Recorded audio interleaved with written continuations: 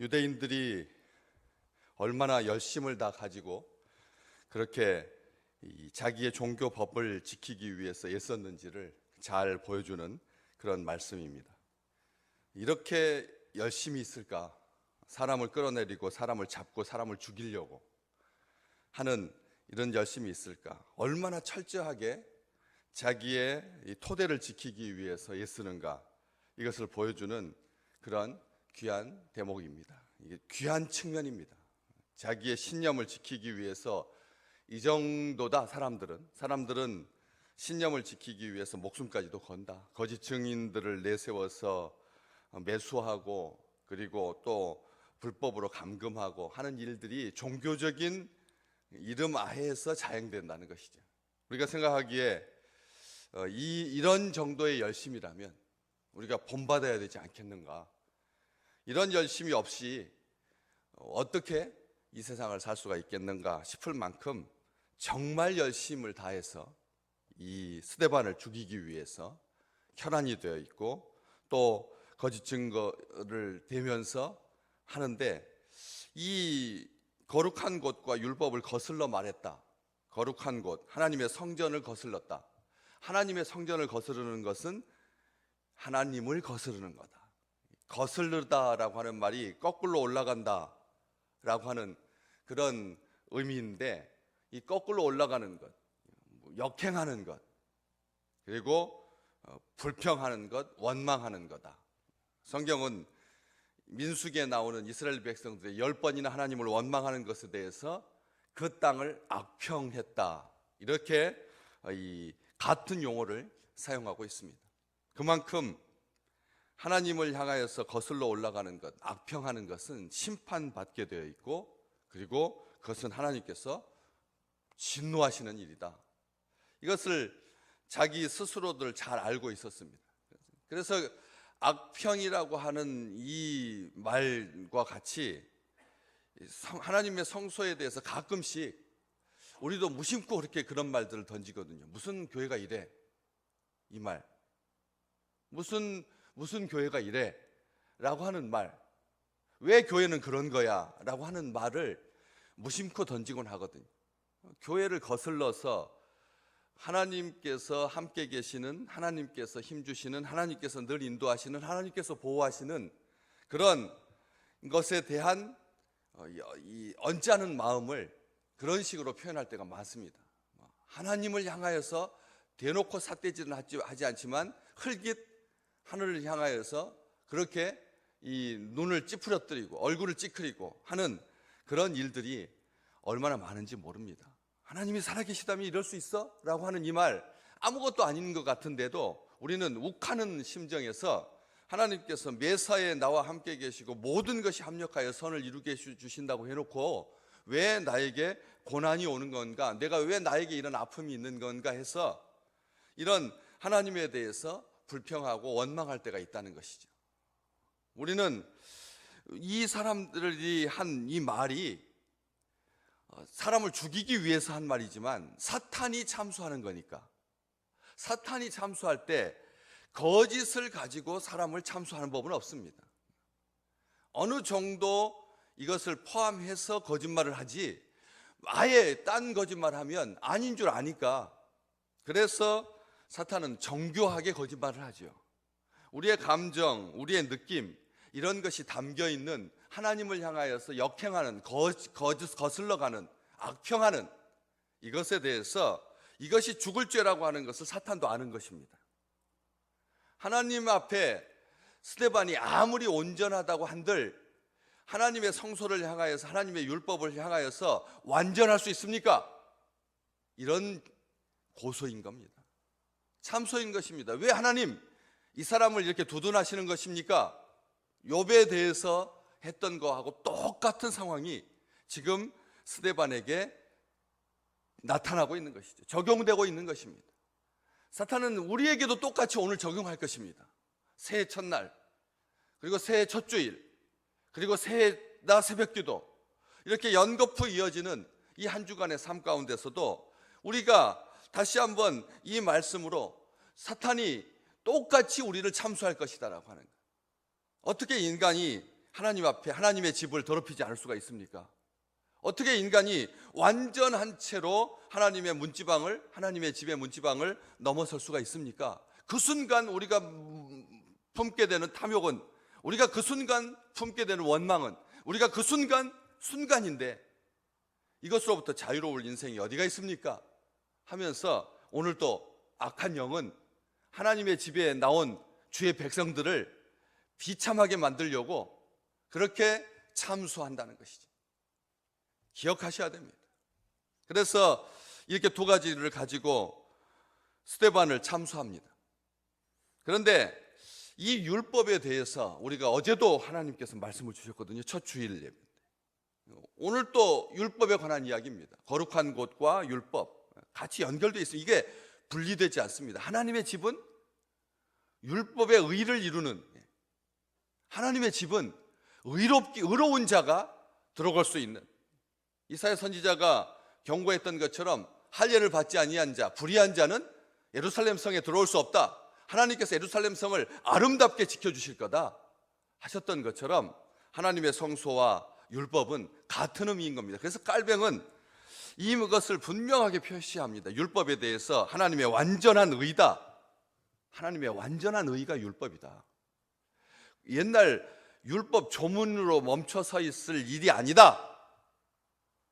구약학자들이나 아니면 율법의 법에 대해서 관심이 많은 사람이나 뒤적거려 볼 그런 가치 정도밖에 지니지 못한 것이 아니다 라고 말하면서 하나님의 계시의 완전한 선포가 율법이다. 그렇기 때문에 신약의 백성들이 이 하나님의 완전한 의에 대해서 끊임없이 사모해야 되고, 그 귀결점은 의로부터 출발해야 된다. 너의 자신이 가지고 있는 그 알량한 의를 가지고 살지 마라. 그것으로부터 출발하면 그 출발하는 것이 곧 가서 흔들리게 되니까 토대가, 출발점이 분명해야 가는 방향과 목적도 분명해진다. 이 말을 합니다. 구원에 이르는 길을 율법을 통해서 하나님께서 제시하신 것이고, 하나님은 율법 안에서 자신의 완전함과 의로우심을 드러내기 때문에 다른 데서 하나님의 완전하심과 의로우심, 인간의 신앙생활 하다가 만나게 되는 그 개별적인 하나님의 의는 그것은 조각난 의다. 자연이 보여주고 있는 하나님의 의는 감추어진 의다, 비밀이다. 그렇기 때문에 하나님께서 드러내신 의를 우리가 확실하게 알아야, 그래야지 하나님께서 제시하신 의로운 길을 갈 수가 있지 않겠느냐 말하고 있습니다. 그렇기 때문에 율법은 인간의 능력을 고려해서 할 수 있는 것을 요구하는 차원을 넘어서는 것이죠. 우리가 율법을 지키려고 이렇게 지켜보면 가끔 그런 욕심이 날 때가 있거든요. 하나님 앞에 정말 바르게 살고 싶고 하나님을 사랑하니까 한번 오늘부터 마음 잡고 성령께서 성경에 계시하신 대로 한번 살아봐 라고 하는 생각이 해마다 그렇죠. 우리 인생 언제 그럴 때가 한번 있겠나. 이제 은퇴도 했고 이제 나에게 뭐 거칠 것은 없으니까 한번 말씀의 잣대를 가지고 분명하게 한번 살아봐 라고 하는 그런 욕구가 우리 속에서 늘 분출되는 것을 봅니다. 우리는 그런 존재인 것이죠. 그렇기 때문에 율법은 인간의 능력을 고려해서 할 수 있는 것을 요구하는 차원이라면 우리가 한번 해볼 만하죠. 덤벼볼 만합니다. 왜? 우리 주님께서 마태복음 5장 20절에서 너희가 서기관과 바리새인의 의보다 낫지 아니하면 천국에 들어갈 수 없다라고 말씀하셨으니까, 서기관과 바리새인들도 우리 주님께서 의롭다 하실 만큼의 인정을 받았다면 우리라고 못할 게 뭐가 있나? 우리도 한 가닥 한다, 나도 하면 한다 라고 하는 생각으로 세해와 결부시켜서 이런 생각을 갖기 쉽다는 것이죠. 그런데 가만히 보십시오. 율법은 그렇게 인간의 능력을 고려해서 할 수 있는 것을 요구하시는 그런 정도의 차원밖에 안 되십니까? 아닌 것이죠. 마땅히 해야 할 것을 명령하시는 겁니다. 마땅히 해야 되는 것입니다. 마땅히 해야 될 것을 명령하시는 거지, 할 수 있는 정도, 인간의 능력, 힘, 의지 고려해서 새해 한번 인생 중에 한두 번 정도 이런 식으로 제시하거나 제한하는 것이 아니다라고 하는 것이죠. 율법은 하나님의 완전하심과 선하심의 증거를 가지고 있습니다. 하나님께서 완전하시고 선하시다라고 하는 증거이지만 그 증거를 드러내는 거죠. 그래서 하나님께서 어떠하심을 드러내는 것이 율법의 근본 취지입니다. 하나님께서 우리로 하여금 어떤 길을 가라고 하는 이 말은 아버지께서 그런 길을, 그런 분이시다라고 하는 것을 우리로 하여금 깨닫게 해서 자발적으로 그 길을 갖게 하려고, 그 길을 걷게 하려고 하시는 하나님의 성품을 반영하고 있다라고 하는 것이죠. 그래서 죄로부터 보호하시고, 그래서 하나님은 율법 안에서 충만하고 완전한 의와 진리를 가르쳐 주시는 분이시다라고 하는 것을 점점 더 깨닫게 되는 것이죠. 율법은 그 자체로 완전합니다. 하나님께서 주신 율법입니다. 하나님께서 주신 율법입니다. 때문에 우리는 전적으로 율법이 우리에게 요구할 수 있는 것이죠. 당당 하나님의 것이니까. 하나님께서 선지자와 천사들을 통해서 아들 예수의 이름을 마리아와 요셉에게 전하게 하셨습니다.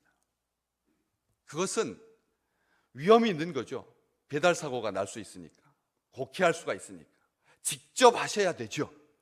그런데도 선지자와 천사들을 통해서 아들의 이름을 계시해 주셨습니다. 완전하게 아버지께서 친히 하신 것이죠. 인간의 글자로 모세를 통해서 우리에게 율법을 주셨지만 우리는 이 율법이 하나님께서 직접 우리에게 명령하신 것이다라고 하는 것을 한순간도 의심하거나 그리고 양보한 적이 없습니다. 이것을 우리는 분명히 기억해야 됩니다. 그렇지만 우리에게는 그런 완전한 아버지로부터 우리를 사랑하셔서 우리를 보호하기 위해서, 죄로부터 지키기 위해서 주신 율법을 행할 힘도 없고 사실은 의지도 능력도 없지요. 율법을 이루시는 분은 그리스도밖에 없기 때문에 그렇습니다.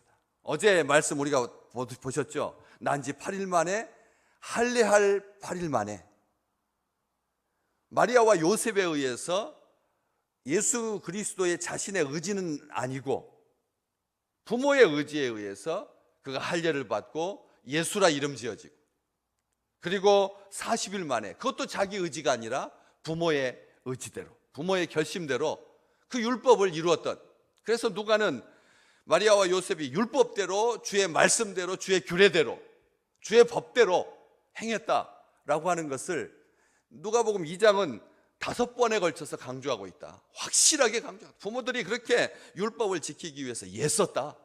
그것은 부모가 지킨 것이기도 하지만 아들 예수가 지킨 거다. 예수님은 그렇게 율법을 지키기 위해서 할례와 정결 예식을 지켜서, 그래서 율법을 완성하셨다는 것이죠. 자기 의지든 자기 의지가 아니든 30대가 되어서 자기 의지를 가지고 세례를 받으실 때조차도 하나님의 의를 이루기 위해서 율법대로 세례를 받은 것이죠. 그래서 이런 율법을 완성하신, 율법의 마침이 되신 예수 그리스도를 의지할 뿐이지, 우리가 율법 조문에 매여서 하나하나 따져가면서, 법리를 따져가면서 지키거나 안 지키거나 하는 게 아니다라고 하는 것이죠. 그런데도 유대인들은 율법의 아들임을 자처하면서 율법의 근본 정신을, 근본 목적을 알지도 못한 채, 간과한 채 조문에만 얽매여서 갇혀서 거달기식으로 맹목적으로 그렇게 율법을 지키고자 애썼다는 것이죠. 그래서 우리 주님께서 근본 취지를 알고 정신을 알고 그 의를 이루고자 했던 서기관과 바리새인들의 그 의가 인간이 할 수 있는 최선의 길이다 라고 하는 것을 보여주면서, 그걸로는 그러나 하나님의 나라를, 하나님의 기쁨을, 하나님의 의를 완전하게 이룰 수는 없다. 그것은 서기관과 바리새인의 의지다. 서기관과 바리새인의 의지, 하나님의 의는 아니다라고 말씀해 주셨습니다. 바울도 이 율법으로는 자기가 바리새인이라고 하는 것을 얼마나 자랑스러워했는지 모릅니다. 율법으로 나는 바리새인이다 라고 하는 것에 대해서 아주 당당했고 늘 자부심이 있었습니다. 율법의 의로는 흠이 없는 자로다. 여러분, 바울이 가졌던 이 자랑이 우리 믿음의 식구들에게 자랑이 되시기를 주님의 이름으로 축복합니다. 적어도 이 정도는 돼야죠. 그리고 신앙생활 한다고 하면서, 경건생활 한다고 하면서, 믿음생활 한다며 하면서 율법으로는 바리새인이고 율법의 의로는 흠이 없다라고 자기 자신의 생애를 돌이켜 볼 수 있다고 한다면 얼마나 완전하고 완벽한 인생이겠습니까? 그런데 바울은 거기에서 멈추지 않는다는 것이죠. 그걸로 만족하고 그것으로 끝내는 것이 아니라 갈라디아서 2장 16절, 내가 가진 의로는 율법에서 내가 가진 그 의는 율법에서 난 것이 아니고 그리스도를 믿음으로 말미암은 것이다. 여기가 중요한 겁니다. 인간적인 자격과 인간적인 수준으로 바울이 가지고 있던 그 율법으로 난 의, 율법으로는 흠이 없었던 그 의가 자기의 의가 아니라 나중에 고백하기를 이것은 내가 가진 의는 율법에서 난 것이 아니다라고 말했어요. 그리스도를 믿음으로 말미암았다라고 말했습니다.